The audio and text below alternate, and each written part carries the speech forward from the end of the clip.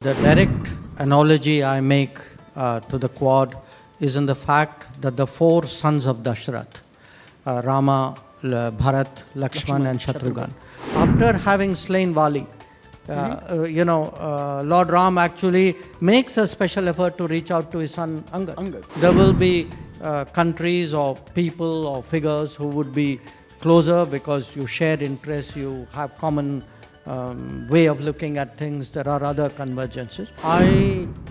In the direct analogy I make to the quad is in the fact that the four sons of Dasharath, Rama, Bharat, Lakshman and Shatrughan, who in many ways have competitive interests.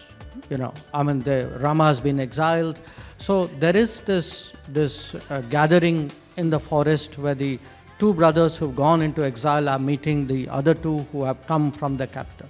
And a hunter king who's observing them actually marvels at the fact that though in a way they are competitive, yet there is something fundamental about them which brings them together. When they meet and sit down, suddenly everything starts to work.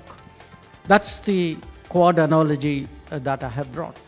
But the fact is that almost every analogy I would urge you not to take literally. Okay, I'm pointing to them in a way conceptually.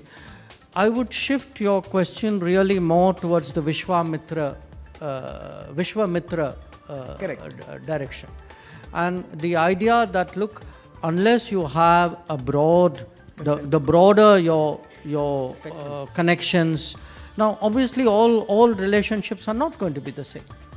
There will be countries or people or figures who would be closer because you share interests, you have common way of looking at things. There are other convergences, but that should not lead us necessarily to neglect, or in some way alienate others.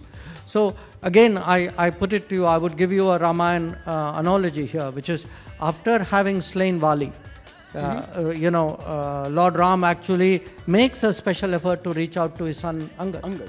Yeah.